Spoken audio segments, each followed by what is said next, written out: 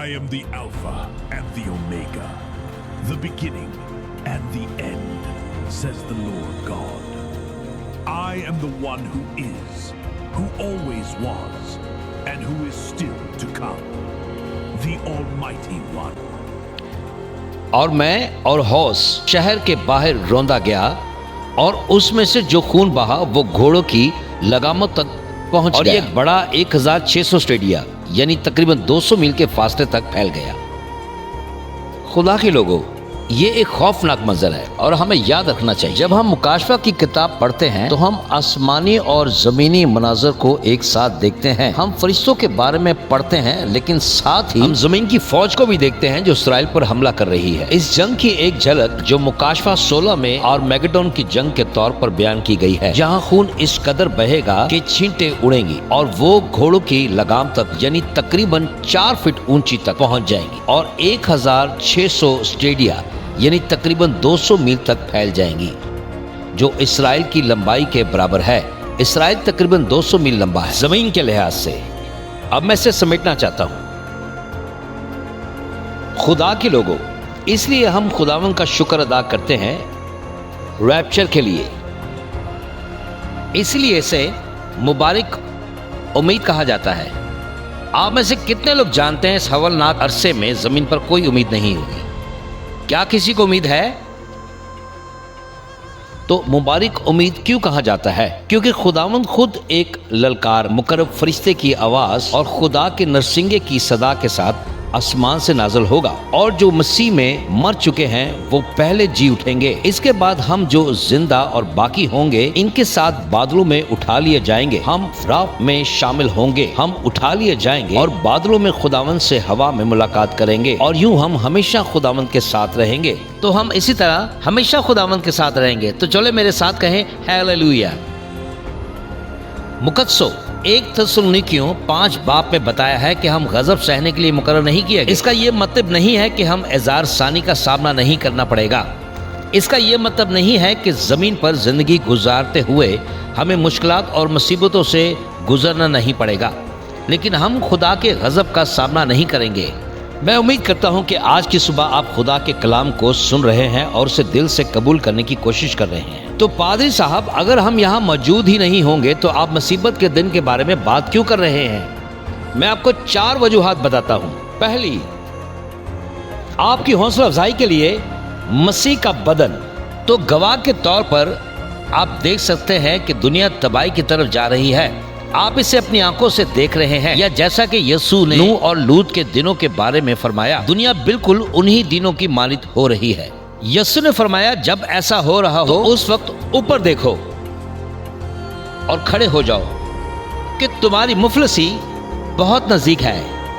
ہم مکاشفہ کی کتاب کو دیکھ سکتے ہیں، ہم اس کے پہلے ٹکڑوں کو ایک دوسرے کے ساتھ جوڑتے ہوئے دیکھ سکتے ہیں، اور یہ کہ سب باتیں پوری ہونے والی ہیں۔ لہٰذا جب آپ دنیا کو دیوانہ وار راستے پر، تو یسوع نے فرمایا اوپر دیکھو، جاتے ہوئے دیکھیں۔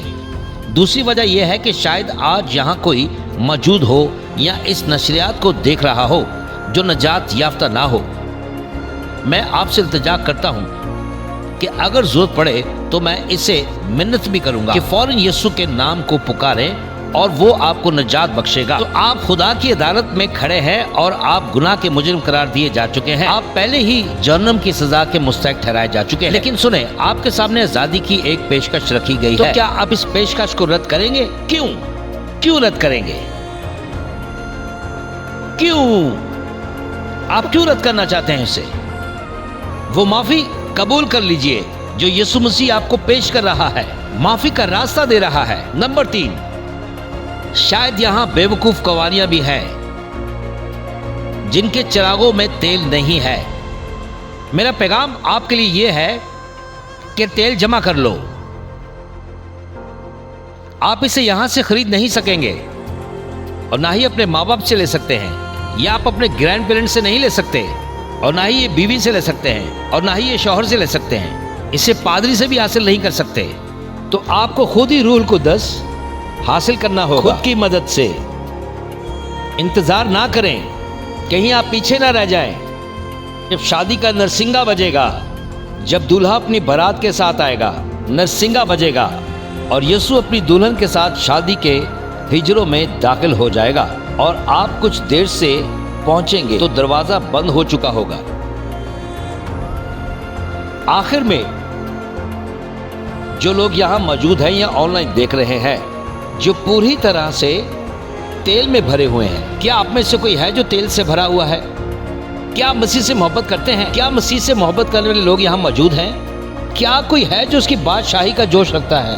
کیا یہاں کوئی پرجوش شخص موجود ہے؟ میں آپ کی حوصلہ افزائی کرنا چاہتا ہوں کہ جاگتے اور دعا کرتے رہو، دعا کرتے رہو، رکو مت، جاگتے رہو، دعا کرتے رہو، اپنے ہاتھوں کو حل پر رکھیں، اپنی نگاہیں یسوع پر جمائے رکھیں، وہی ہمارے ایمان کا بانی اور ہمیں کامل کرنے والا خداوند ہے، اور یہ وعدہ کرے باقاعدگی سے آپ خدمت کریں گے، کوئی کمی نہ چھوڑیں، اپنے پورے دل سے، اپنی پوری عقل سے، اپنی پوری قوت سے اس سے محبت رکھو، تاکہ اس دن آپ وہ سن سکو کہ وہ کہے شاباش اچھے اور وفادار خادم، اپنے باپ کی خوشی میں داخل ہو جاؤ اور میرے ساتھ خوشی منا۔ تو کیا آپ میری بات سن رہے ہیں؟ تو کیا آپ سب میرے ساتھ ہیں؟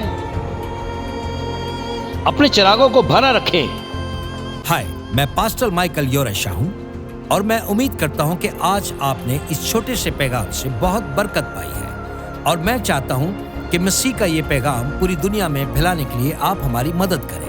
اس چینل کو لائک کریں، شیئر کریں، سبسکرائب کریں اور نوٹیفیکیشن کے بٹن کو پریس کرنا نہ بھولیں۔ اور آخر میں گزارش کروں گا کہ یہ کلام آپ اپنے دوستوں اور خاندان کے ساتھ بانٹنا نہ بھولیں۔ یسوع جلد آ رہا ہے۔ آمین۔